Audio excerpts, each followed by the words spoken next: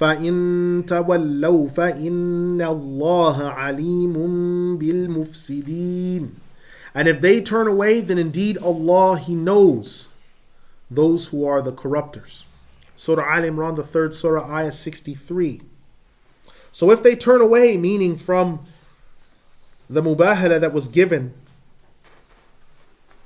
and the clear speech that has been brought and testifying to the uniqueness and oneness of Allah, if they turn away from this, if they turn away from declaring that Allah is free from needing a consort, a partner, or a son, then warn them. The corruption mentioned in this ayah is referring to all different types of obedience, of disobedience. But secondly, it's referring specifically to kufr.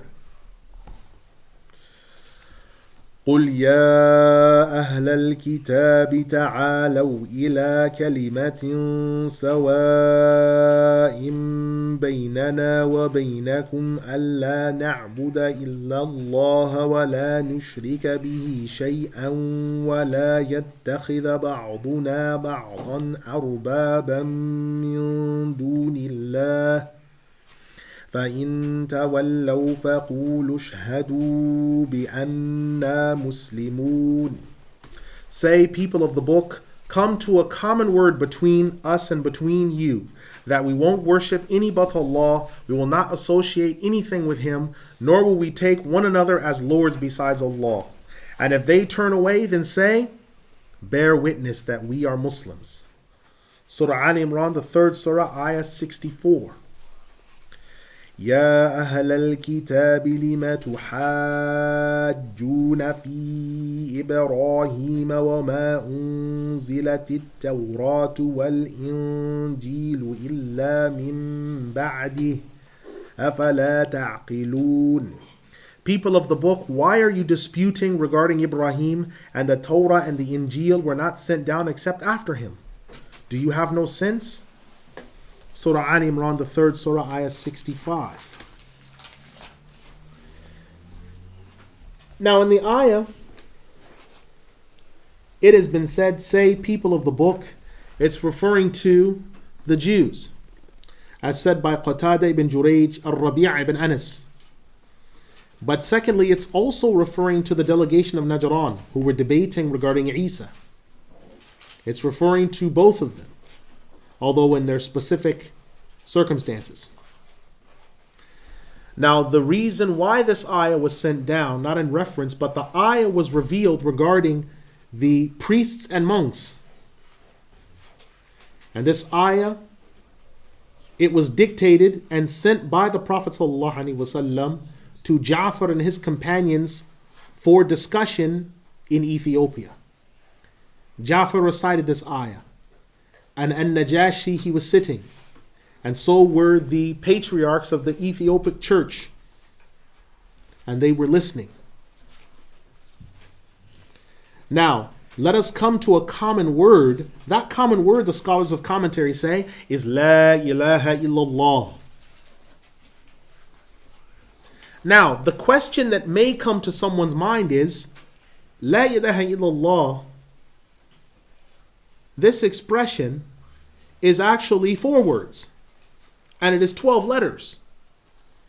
So why is it said the word a common word rather than common words? Well, there are 2 reasons why the testimony of faith is sometimes called the kalima. One is that this word is inseparable and is composed of its words and phrases in their context. And so it cannot be separated.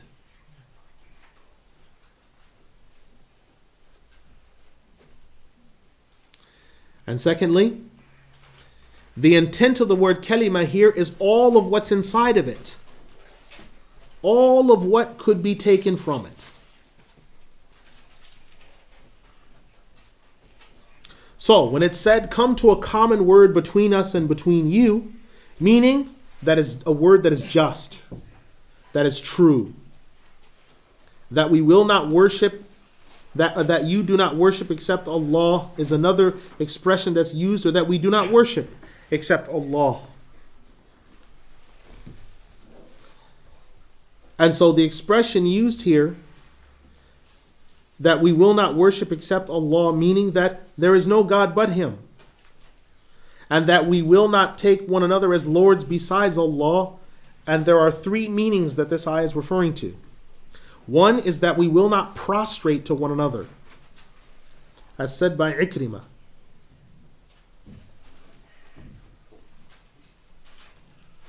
Secondly, that we will not obey one another in disobeying Allah, as said by Ibn Jurayj.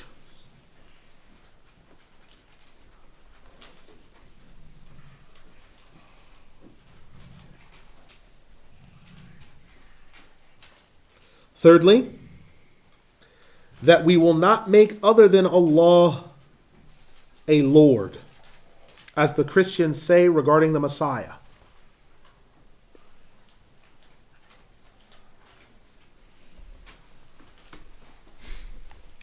People of the book, why do you dispute regarding Ibrahim?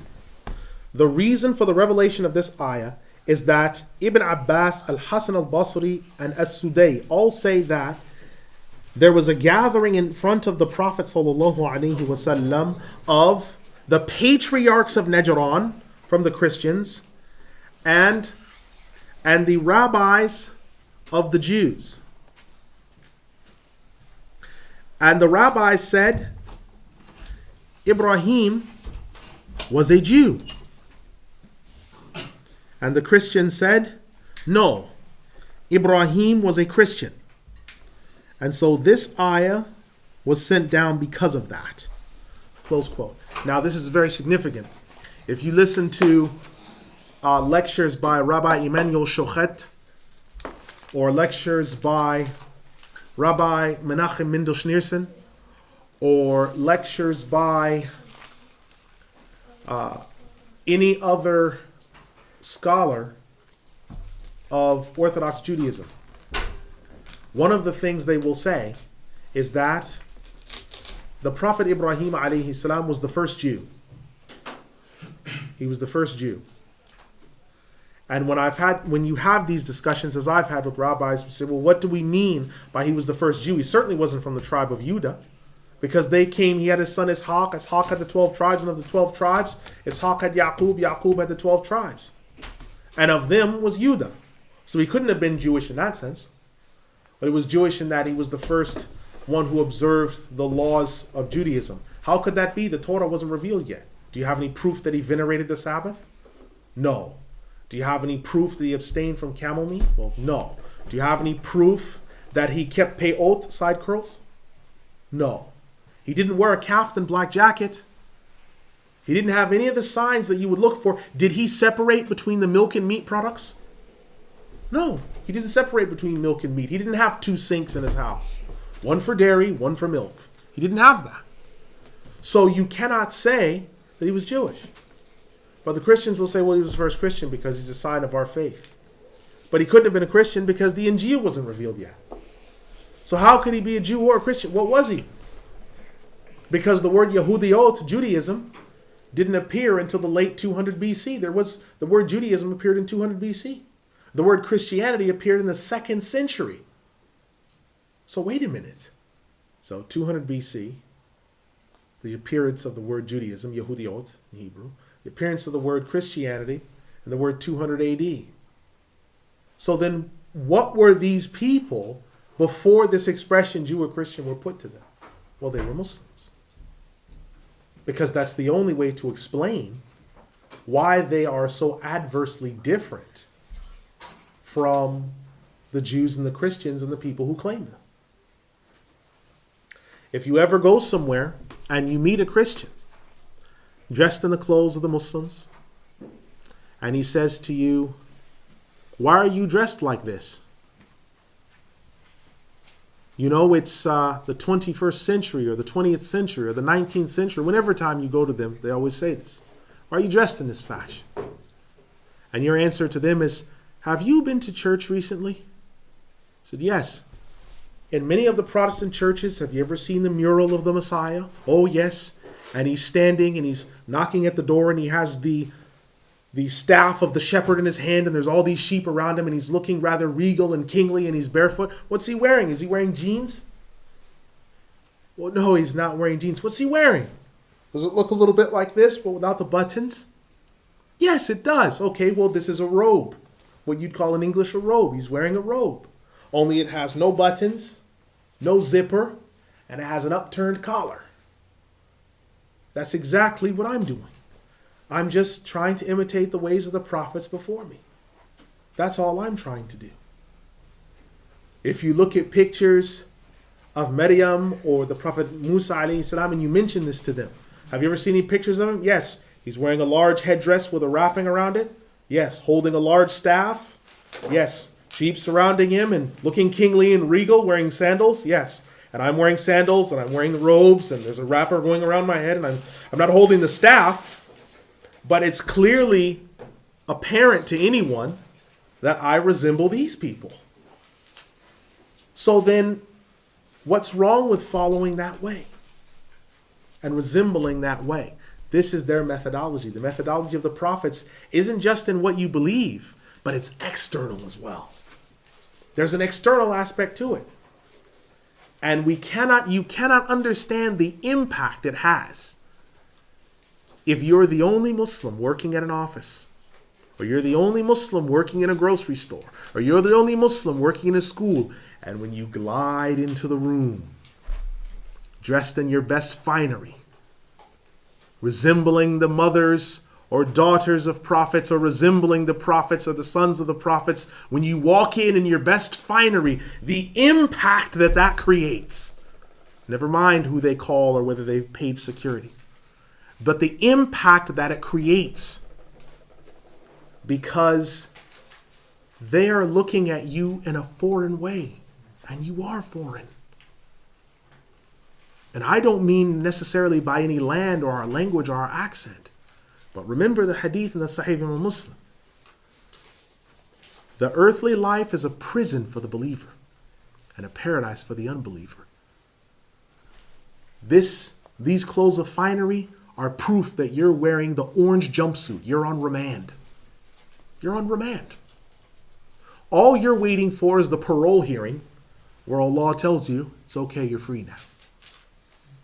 Some of these people who are not believers are in the orange jumpsuit or on remand and really think that life in jail is how it's meant to be. And are setting up camp and getting dishes ready and really believing that jail, this is my home. And then they come up to trial. Orange jumpsuit, shackles on. They come up to trial in front of the King of Kings.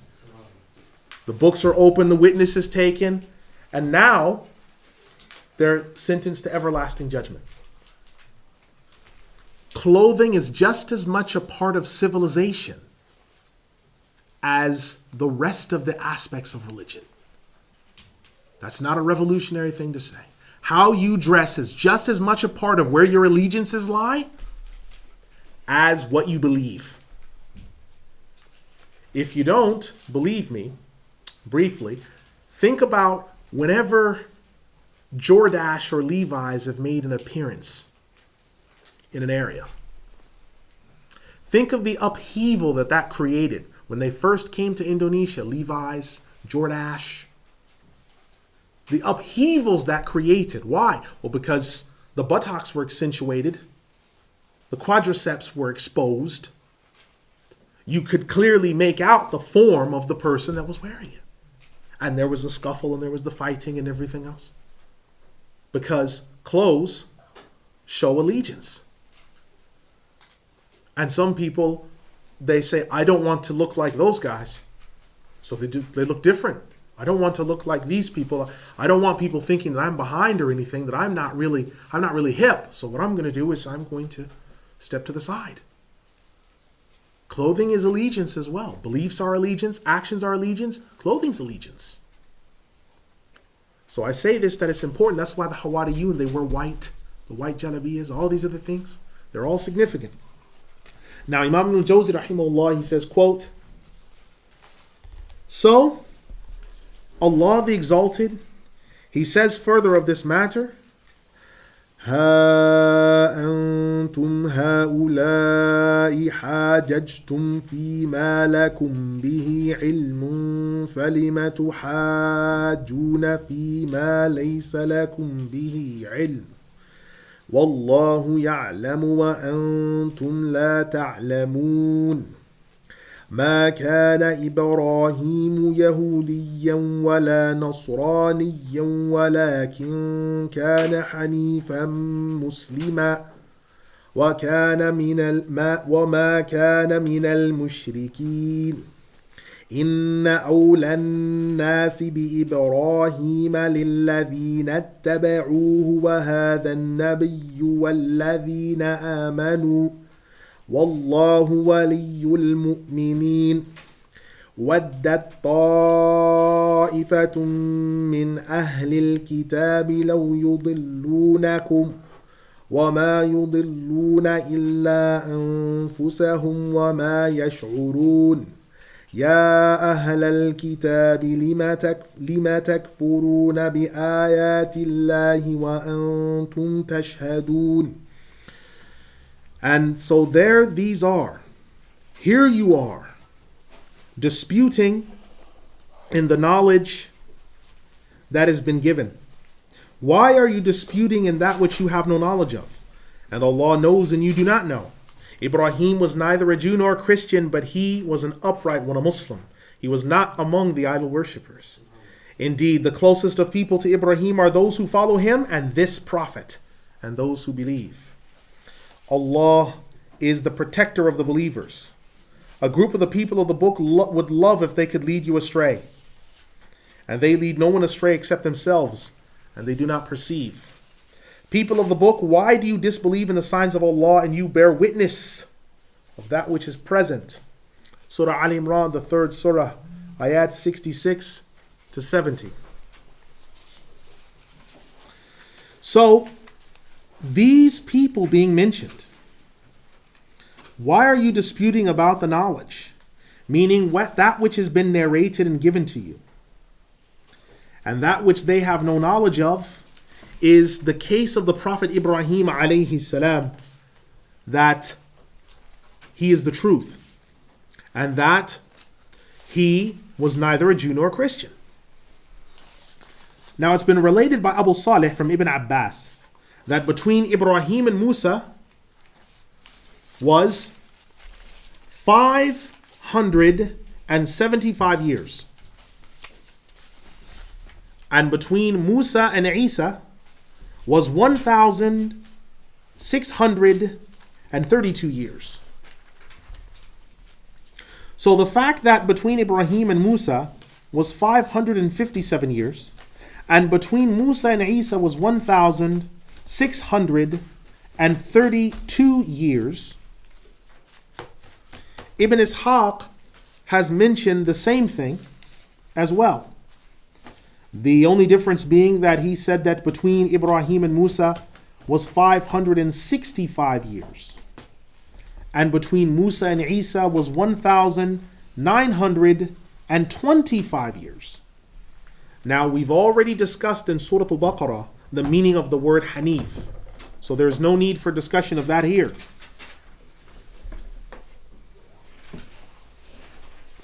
The closest of people to Ibrahim are those who follow him. The reason why this was even revealed is twofold. One is that the Jewish rabbis, they said to the Prophet ﷺ, you know that we are the closest and we are closer to the deen of Ibrahim than you, because he was a Jew. And this has nothing to do with you except for your envy of us. So this ayah was sent down. And the meaning of it is the closest of people to the deen of Ibrahim are those who follow him on his deen. And this Prophet ﷺ on his deen, as said by Ibn Abbas. Secondly, that Amr ibn al-As, he wanted to make an-Najashi angry, because Amr ibn al-As at that time was not a Muslim and he wanted the Muslims sent back. So what he did is to make An-Najashi angry with the companions of the Prophet ﷺ. He said this statement to An-Najashi. An-Najashi said, "Are they making light of Isa?" And An-Najashi then said after this, "What does your companion Muhammad say about Isa?" And they said, "He says that he is a slave of Allah and His Spirit and His word that was given to Mariyam." And An-Najashi, he took a portion of his clothes and he said, "By Allah, I do not say any more than what your companion says, nor any less. Give good news. Today you shall stay safe here, because I today am on the religion of Ibrahim in his way." Amr ibn al-As said, "Who is on the religion of Ibrahim?" And Najashi said, "This gathering here and their companion." And so the day that they tried to dispute regarding the Prophet ﷺ, this ayah was recited in their midst.